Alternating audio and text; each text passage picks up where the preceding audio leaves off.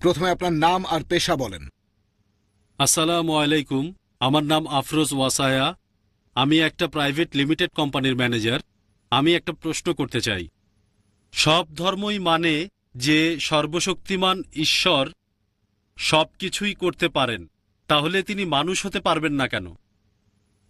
ভাই প্রশ্ন করলেন যে সব ধর্মই বিশ্বাস করে ঈশ্বর সবকিছু করতে পারেন, তাহলে তিনি কেন মানুষ হতে পারবেন না?